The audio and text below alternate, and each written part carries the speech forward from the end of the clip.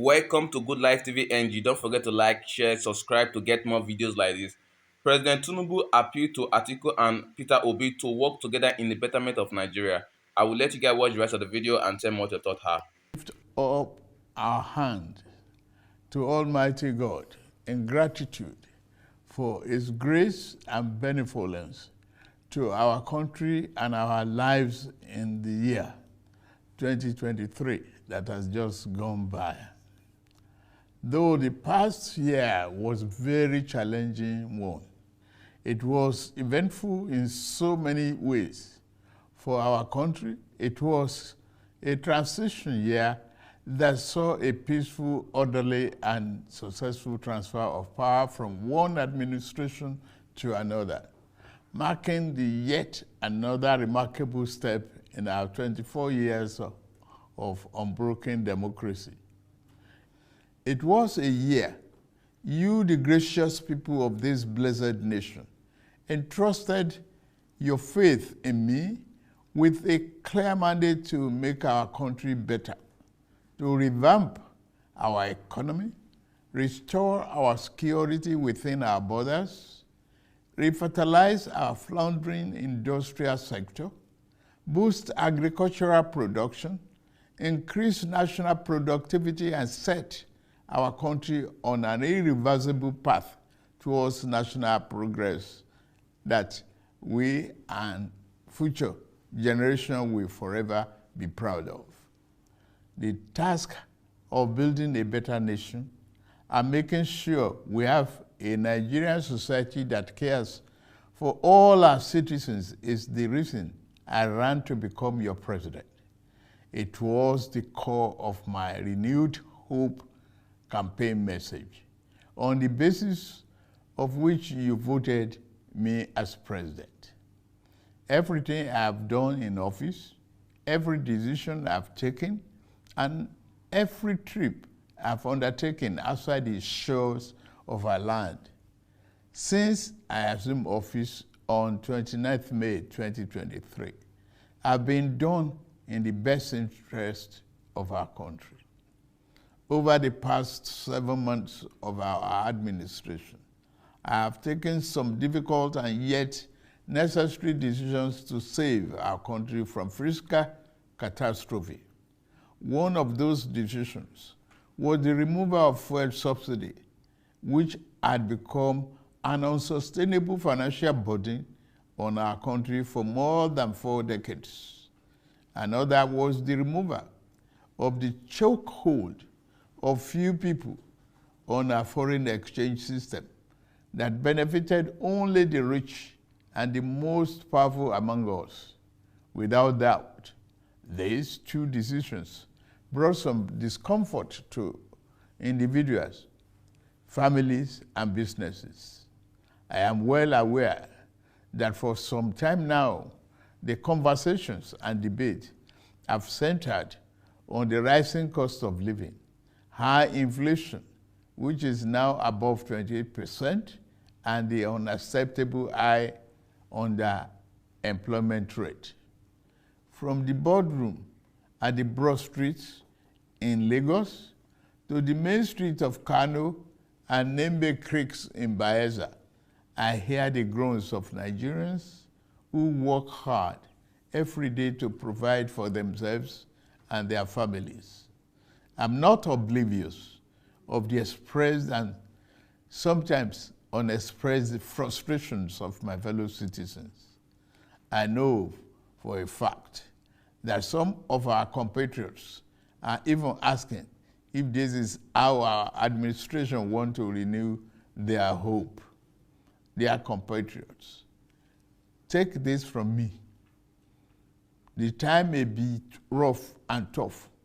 However, our spirit must remain unbowed because tough times never last. We are made for this period, never to flinch, never to falter. The socio-economic challenges of today should energize and rekindle our love and faith in the promise of Nigeria. Our current circumstances should make us resolve to work better for the good of our beloved nation. Our situation should make us resolve that this new year 2024, each and every one of us we need to put in place a codified and simplified to ensure the business environment does not destroy value. On every foreign trip I have embarked on, my message to investors and other business people has been the same. Nigeria is ready and open for business.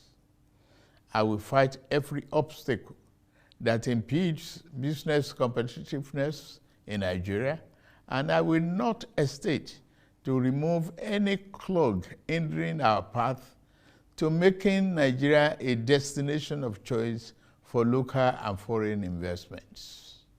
In my 2024 budget presentation to the National Assembly, I listed my administration's 8 priority areas to include national defense and internal security, job creation, macroeconomic stability, investment environment, optimization, human capital development, poverty reduction, and social security.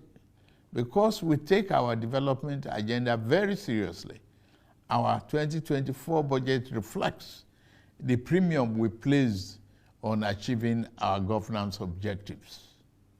We will work diligently to make sure every Nigerian feels the impact of their government. The economic aspirations and the material well-being of the poor, the most vulnerable, and the working people shall not be neglected. It is in this spirit that we are going to implement a new national living wage for our industrious workers this new year. It is not only good economics to do this, it's also a morally and politically correct thing to do. I took an oath to serve this country and give my best at all times. Like I said in the past, no excuse for poor performance from any of my appointees will be good enough.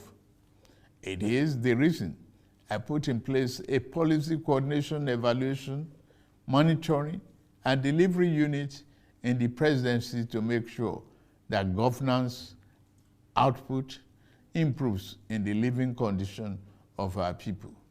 We have set the parameters for evaluation.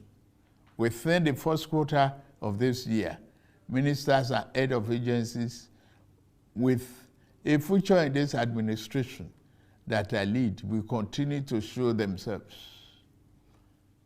Fellow Nigerians, my major ambition in government as a senator in the aborted Third Republic, as governor of Lagos State for 8 years, and now as the president of this blessed country, is to build a fair and equitable society and close the widening inequality gap, while I believe the rich should enjoy their legitimately earned wealth. Our minimum bargain must be that any Nigerian that works hard and diligent enough will have a chance to get ahead in life. I must add that because God didn't create us with equal talents and strengths, I cannot guarantee that we will have equal outcomes when we work hard. But my government, in this new year, 2024 and beyond, will work to give every Nigerian equal opportunity to strive and to thrive. For the new year to yield all its good benefits to us, as individuals and collectively as a people, we must be prepared to play our part. The job of building a prosperous nation is not the job of president. Governors, ministers, lawmakers, and government officials alone. Our destinies are connected as members of this household of Nigeria. our language, creed, ethnicity, and religious belief, even when they are not same, should never make us work at cross purposes. In this new year, let us resolve that as joint heir to the Nigerian Commonwealth, we will work for the peace, progress, and stability of our country. I extend this call to my political opponents in the last election. Election is over. It is time for all of us to work together for the sake of our country. Thanks for watching Good Life TV NG. Don't forget to like, share, subscribe to get more videos like this in the future.